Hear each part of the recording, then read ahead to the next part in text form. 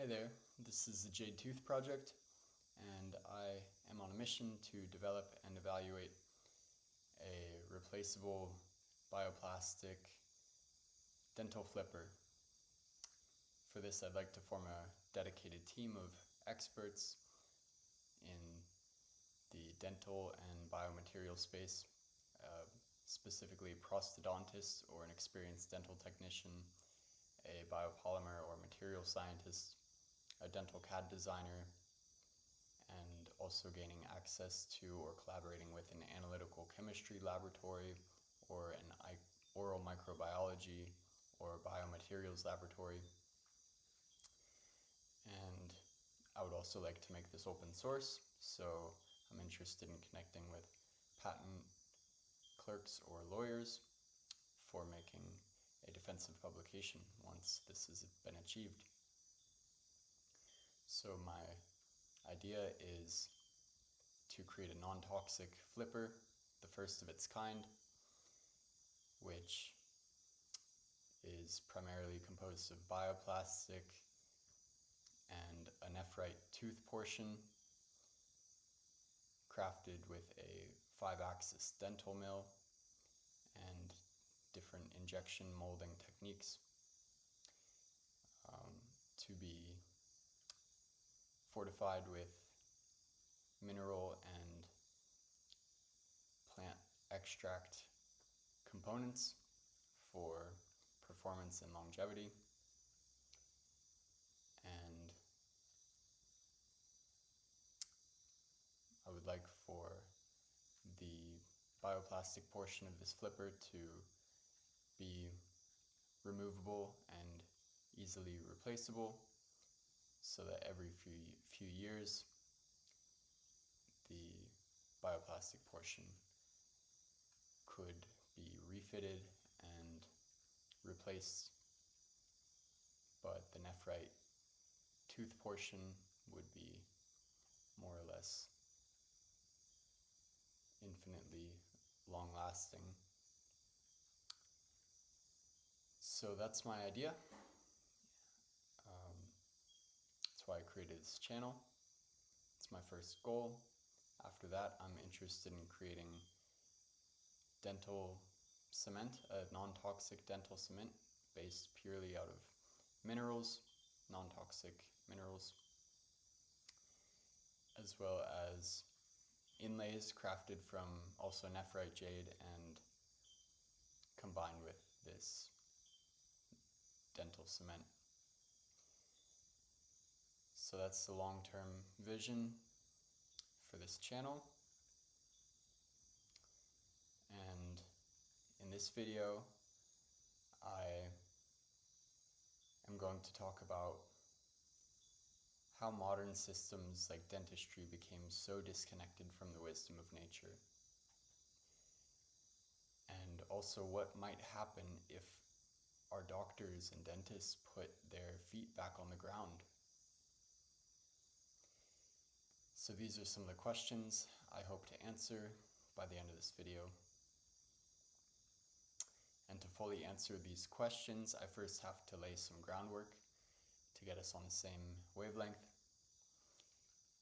And if you're at all skeptical or curious about the harm done to people by the dental industry and their products, please pause this video, go to my channel and watch my video called Invisible Fillings Make You Fat, and then come back and resume this video that will give you the necessary context for why this is such an important thing for people's quality of life. Okay, so if you're back from that video now, we're on the same page about metals and petrochemicals. Now, allow me to take you back in time to uncover how these modern issues really aren't so modern after all, and why humans are so deeply entrenched in toxicity and lunatical practices. So it all started about 6,000 years ago. it's funny that this is how old some fundamentalist Christians think the globe is, when really this is just how old global pollution is. Humans in southern Europe and the Middle East started smelting arsenic, and not long after that came lead in the Balkans, and then copper in different parts of Europe. And independently, copper smelting began later in the Andes in South America. And by the time Jesus was born, around year zero, atmospheric concentrations of lead were already 400% above their natural levels because of this smelting, 200% higher than natural background levels for mercury, and 300% for copper. So that just shows how long humans have been working with these toxic materials and emitting them into our atmosphere. By 700 BC, China had invented amalgam dental fillings with mercury, silver, and tin being the primary components. And they also started sedating people with mercury around 400 years after that. So metals were seen in medicine for about 2,500 years now, a bit over. Hippocrates was using arsenic on his patients in 400 BC, which got adopted by the Chinese 200 years later, which was concurrent with the Romans starting to administer lead syrup to people. This is also when we have evidence that people started speaking up about lead poisoning. It was obvious that miners in lead mines were getting sick. So, for almost as long as industrial metal mining has been going on, there's been people noticing the health ramifications and trying to stop it, like I'm doing today. And with the fall of Rome, mining activity collapsed and the atmosphere recovered, with airborne metal levels dropping to near natural background percentages for about 600 years. There was a clean period. In 800 CE, they started rising again, and then came the Industrial Revolutions, which of course sent metal levels skyrocketing, mostly thanks to colonization and silver mining. And today, the mining and metal industries are worth 4.4 trillion, and the fossil fuel industry is worth $8.5 trillion, and Elon Musk is worth $1 trillion.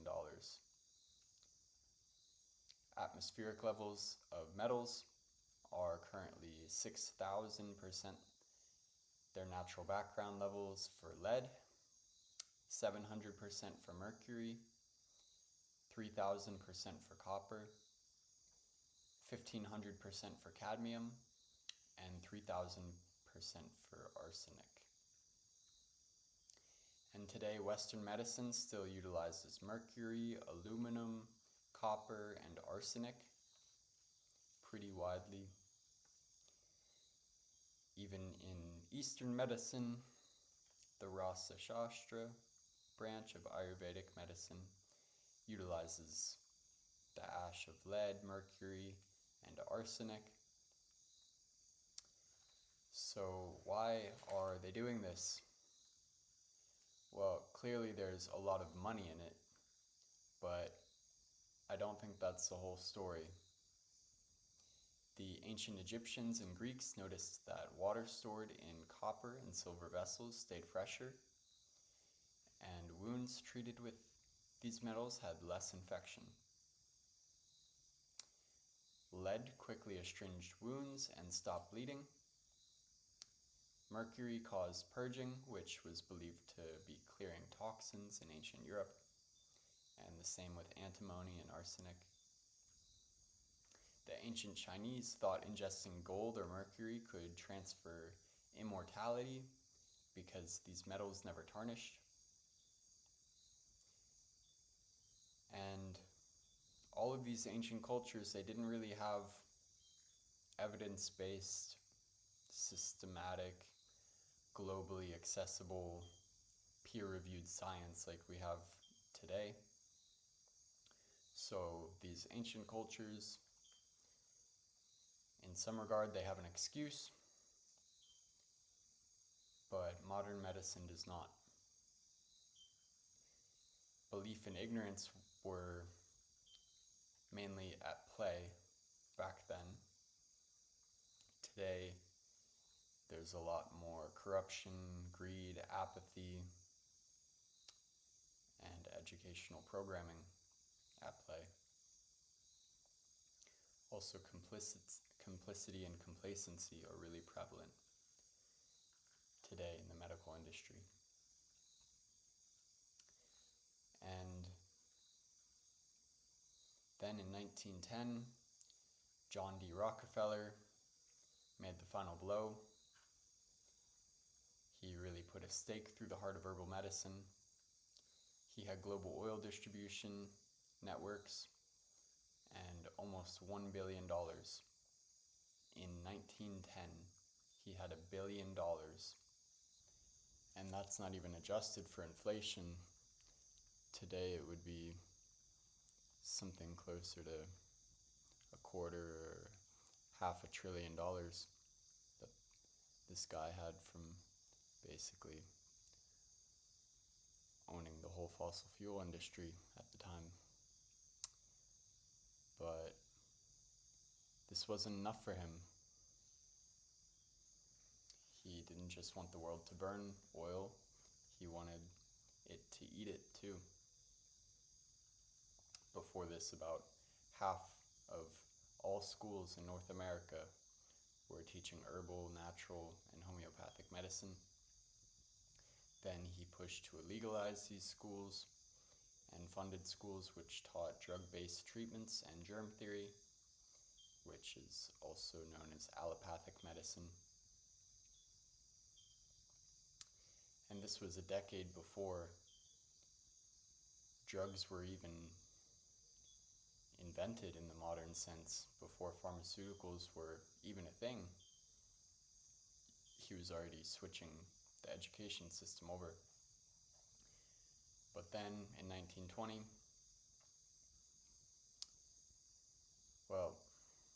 isopropyl alcohol became the first commercially produced drug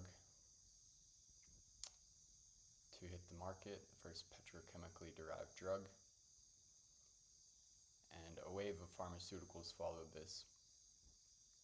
And if you're wondering, yes, Nazis were involved in this. Standard Oil, his company, was broken up by antitrust laws in 1911 into 34 separate companies. But those companies thrived after that separation, and some of them are still around today. You might recognize some of the names. They go by ExxonMobil, Chevron, Marathon, BP, ConocoPhillips, and today the Rockefeller Foundation is still around, pushing allopathic medicine with their $6 billion.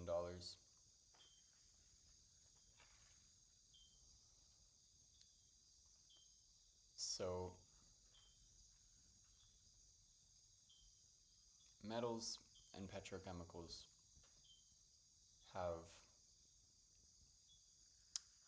made their way into dentistry ubiquitously among pretty much every other branch of allopathic medicine.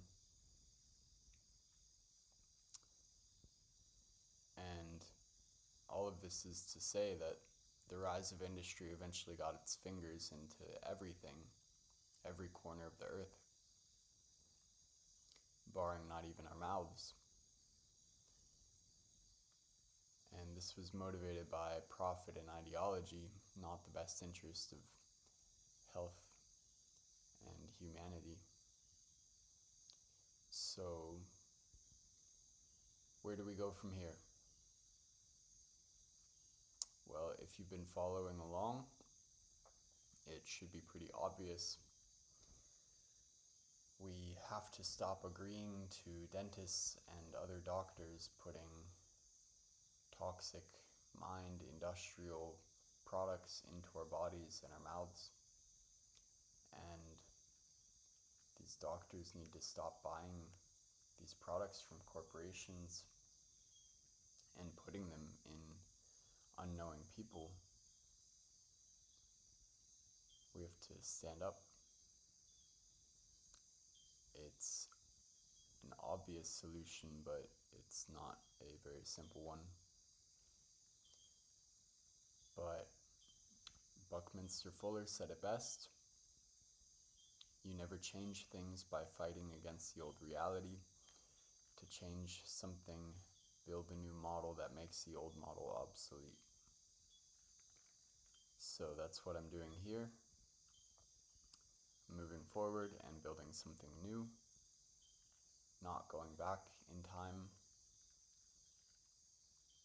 I'm not a primitivist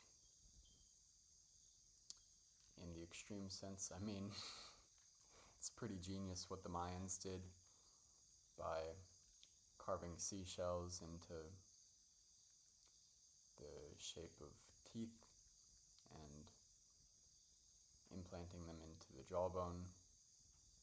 I think that was a very elegant solution, way ahead of its time. But we need even better.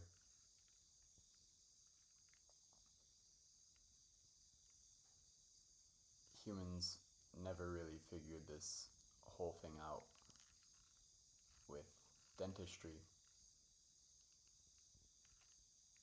In our entire span of industry and evolution and medicine, different cultures, all of the different techniques that have been tried, really none of them have been sufficient. They've all relied on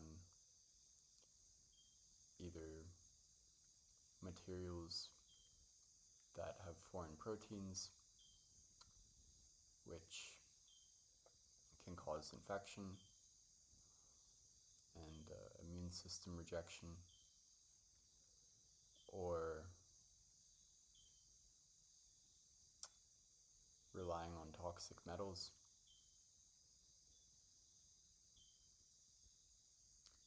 I mean, I can't really blame them.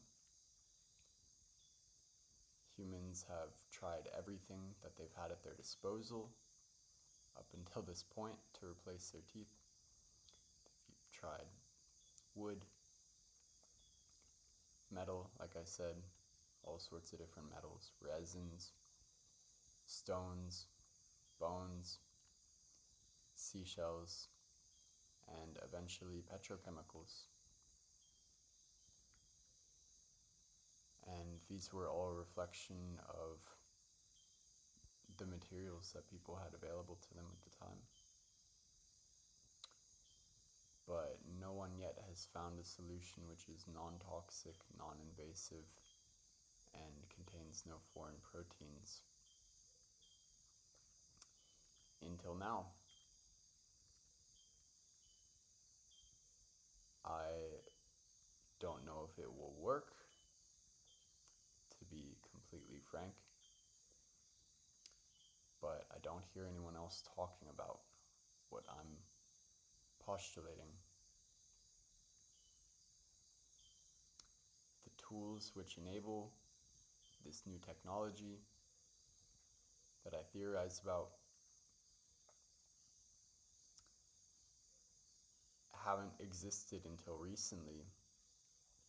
AI, advanced bioplastics, CBCT scans, CNC mills, and digital international collaboration are all advents of the last 50 years, more or less. And all of these are necessary for what I'm suggesting.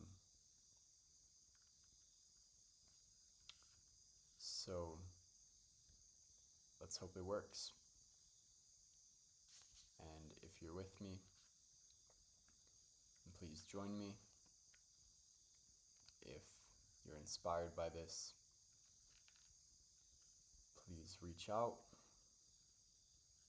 Please support this project in the various ways that you can. If you know of any of the people or resources or laboratories that I have mentioned in this video, at the beginning of this video, then please connect me. I'm reaching out directly to the experts and the labs, which I think can help with this project. But I'm open to suggestions and connections and networks that I'm not yet aware of. I think the wider of a spread that this channel receives, the better. I want all the options open and available to me to make this happen in the best way possible with the right people, wherever they are, with the right equipment. So if you'd like to see this project succeed, at the very least, please like this video, comment down below, share this video with anyone you think may benefit from this information, subscribe to this channel, and watch my other videos for more context. Stay tuned for more, and thank you for your time.